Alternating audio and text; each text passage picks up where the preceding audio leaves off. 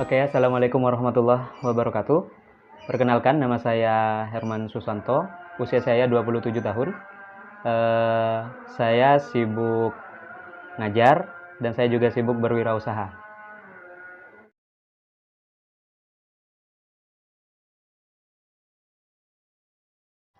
Untuk wirausaha itu sendiri, saya menggeluti di bidang manual dan juga di bidang digital. Secara manual, saya bisa dikatakan seorang seniman. Saya membuat gambar dan saya berkesenian, dan dari sana saya mendapatkan keuntungan dan juga income bagi saya dan kebutuhan saya sehari-hari. Sedangkan yang digital, saya bergelut di bidang microstock, konten kreator, YouTube. Saya menggeluti di digital ini sudah sejak 2017. 2017.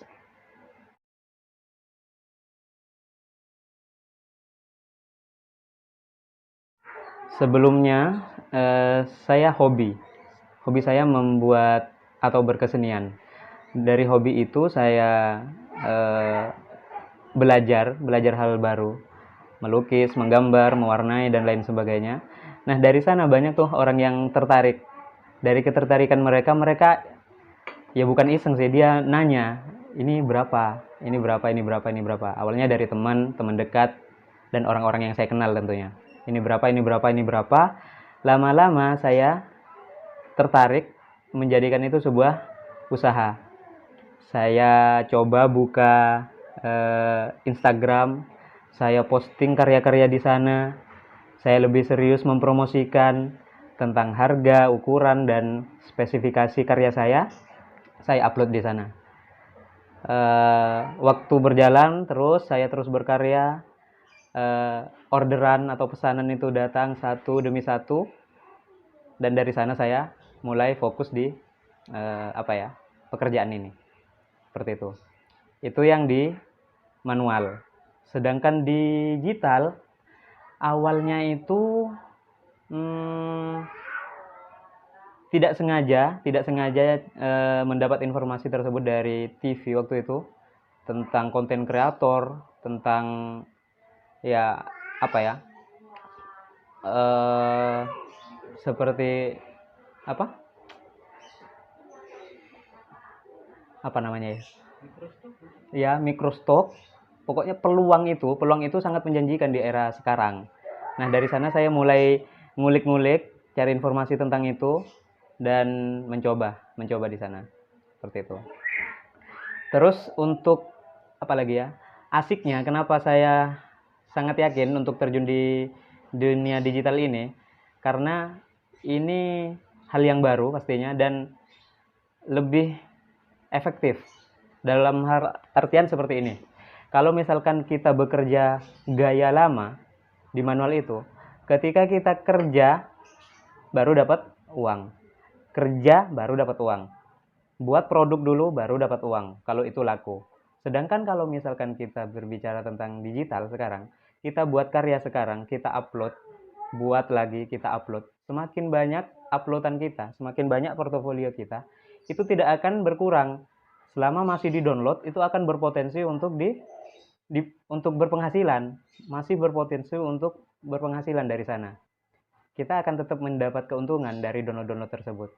Jadi semakin banyak kita berkarya nih, karya kita tidak akan habis, semakin bertambah. Beda dengan yang manual. Kalau kita berkarya sekarang dibeli, selesai. Kita harus berkarya lagi untuk mendapat uang lagi. Seperti itu. Itu salah satu alasan dan semangat saya kenapa saya sangat yakin untuk terjun di bidang digital ini.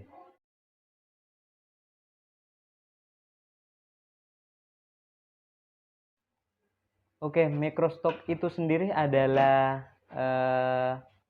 sebuah website yang menyediakan atau mempertemukan antara yang punya jasa dan juga pembeli.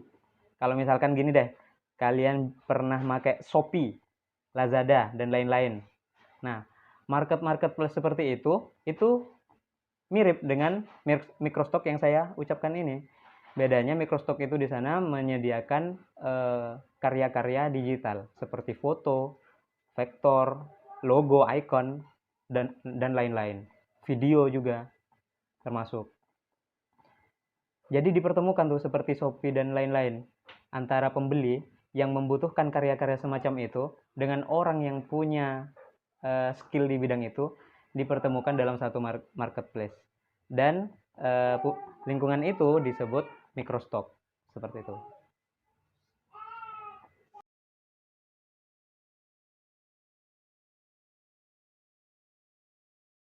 Oke, itu pertanyaan yang banyak diarahkan ke saya dari teman-teman, dari orang-orang yang kenal saya, yang tahu saya bekerja seperti ini.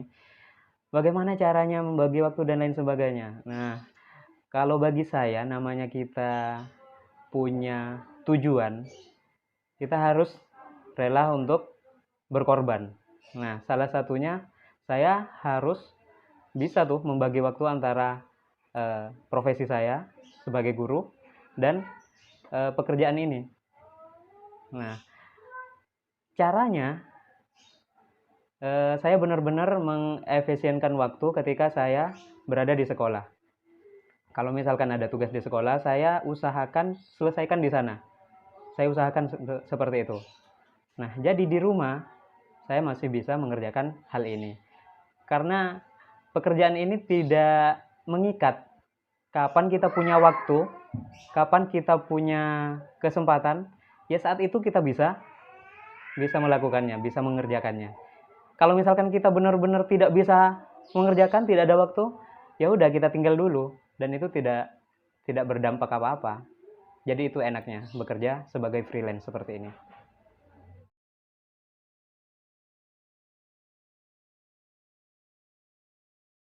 Untuk tantangan terbesar pekerjaan ini itu kembali lagi ke niat ya. Kalau kita punya tujuan, kita harus rela berkorban untuk mencapai tujuan itu. Tantangan terbesar di sini yang saya rasakan itu adalah jenuh. Bahkan di awal-awal kita akan merasa sangat berat untuk memulai. Itu yang menjadi tantangan terberat. Ketika kita berhasil melewati fase pertama, yaitu mau memulai, mau ke fase selanjutnya adalah continue atau istiqomah dalam rajin-rajin mengupload karya kita. Nah, di sana adalah tantangan terbesarnya. Setelah itu, tantangan terbesarnya adalah mempertahankan. Mempertahankan tentu saja tidak dengan kualitas yang sama. Karena kalau misalkan kita statis, kualitas kita di sini nih. Kalau kita tidak berusaha untuk menaikkan level kualitas kita akan tergilas sama konten kreator yang lain. Jadi kita di sini memang dituntut untuk kreatif dan inovatif untuk menciptakan karya-karya baru untuk kedepannya.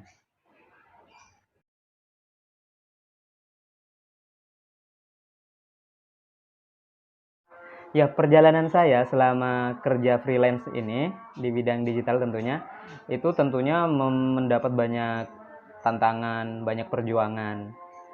Dari berapa lama sih dari saya memulai membuat akun sampai akhirnya saya pecah telur mendapatkan gaji, income dari sana. Itu membutuhkan waktu ya cukup lumayan lama. Tapi jangan khawatir, kenapa saya sangat dibilang agak lama, karena saya menjalani ini kan bukan pekerjaan utama.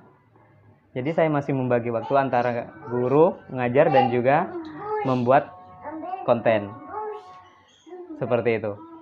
Kalau ditanya berapa lama untuk di YouTube sendiri, saya baru menerima gaji pertama itu setelah 1 tahun konten.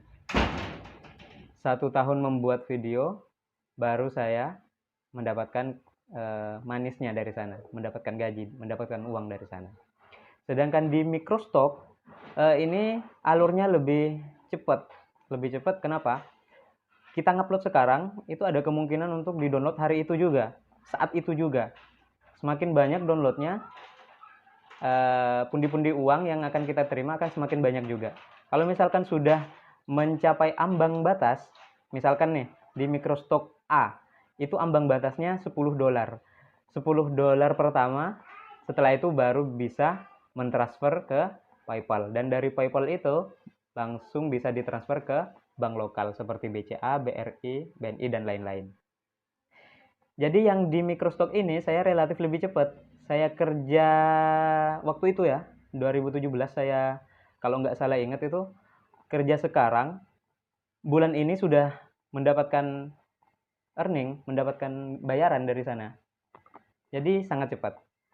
Kalau misalkan kalian bingung marketplace apa yang cocok, microstock apa yang cocok untuk kalian, coba kalian juga cari informasi lebih lanjutnya ke Bapak Ibu guru yang Pak Herman sebutkan tadi, atau langsung cari saja di YouTube. Microstock apa saja yang sangat prospek untuk kalian jalani.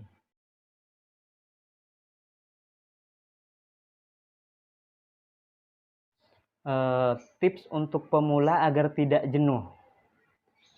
Seperti ini. Sebelum kita membuat sebuah konten, pastikan dulu atau tanyakan dulu pada diri kita, kita itu nyamannya itu di mana?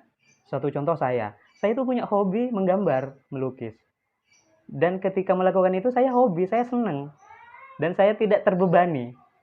Nah, kembali lagi dengan ucapan saya yang barusan, tipsnya apa? Tanya dulu sama diri kalian. Kalian itu enaknya itu di mana sih? Kalian nyaman pas ngerjain apa sih? Karena sekarang itu jangkauannya itu luas. Kalian tahu prank itu cuma main-main, tapi banyak yang nonton. Dan orang enjoy di situ. Sebagian orang banyak yang suka dan nyaman mengerjakan itu, bahkan menikmati itu. Jadi sekali lagi kalian tanya pada diri kalian sendiri. Kalian hobi mancing, kalian hobi masak, kalian hobi ini itu, apapun hobi kalian, apapun yang bisa membuat kalian nyaman, coba kalian kemas itu, jadikan sebuah konten dengan sebagus mungkin, dan jangan takut untuk mengupload karya kalian. Siapa lagi yang akan mengapresiasi karya kalian kalau bukan dari kalian dulu. Jadi jangan takut untuk muncul di permukaan.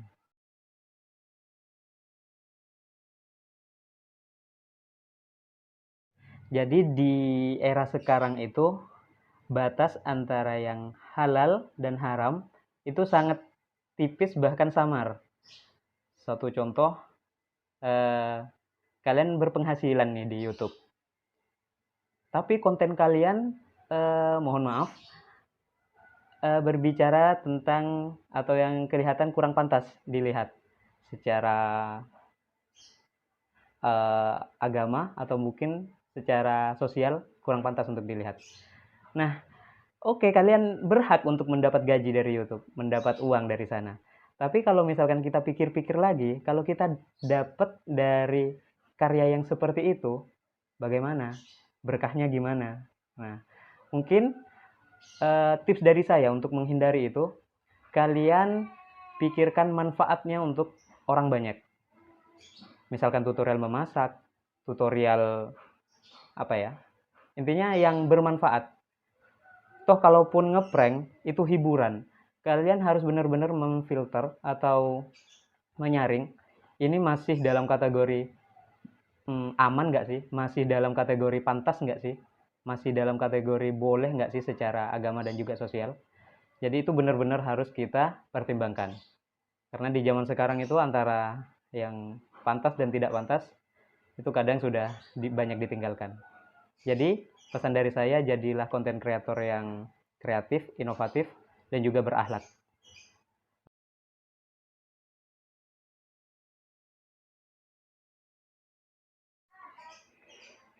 Ya, kenapa akhlak barusan yang saya sebut? Karena apa yang kita lakukan hari ini akan berpengaruh pada masa depan esok hari. Setidaknya pada keturunan kita, anak-anak kita, murid-murid kita, dan orang-orang yang akan melihat konten kita di hari berikutnya. Misalkan kita menggunakan kata-kata kasar, misalkan konten gaming. Nah, gaming itu sampai bilang hewan dimasukkan ke sana, bahkan sampai ya kata-kata yang tidak pantas. Ketika anak kecil melihat itu, anak kecil kan polos, dia akan menganggap hal ini adalah hal yang wajar dan boleh diucapkan seenaknya. Itulah yang akan merusak gaya berbahasa, akhlak anak-anak nantinya. Nah, dari sinilah saya berpesan, eh, carilah bahasa yang baik, carilah konten yang baik, carilah referensi dan eh, pengucapan yang juga baik. Karena ini juga bukan terkait hanya tentang diri kita. Ini juga eh, apa namanya? Berkaitan dengan orang banyak nantinya, bahkan untuk masa depan. Seperti itu.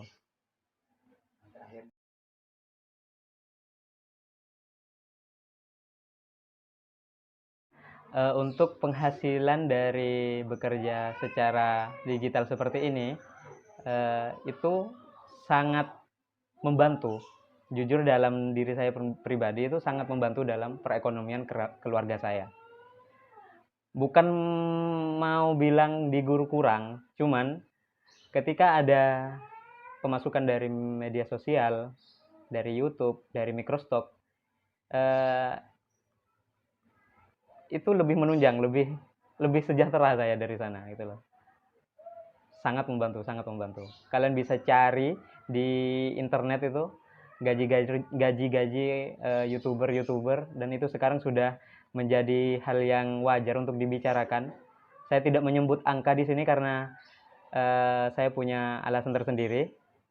Intinya bekerja seperti ini itu sangat menjanjikan, sangat menjanjikan.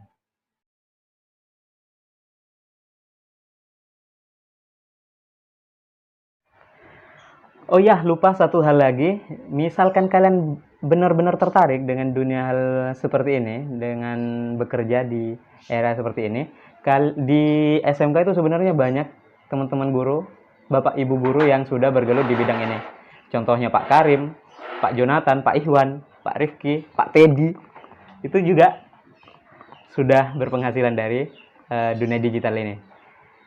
Jadi, kalau misalkan kalian malu dengan guru satu, bisa ke guru lainnya. Ataupun kalau misalkan kalian malu sama guru-gurunya, di YouTube itu sudah banyak tutorial bagaimana kalian bisa bekerja di sana, bisa survive di sana. Intinya kalian harus berani dulu untuk memulai. Berani untuk berkarya.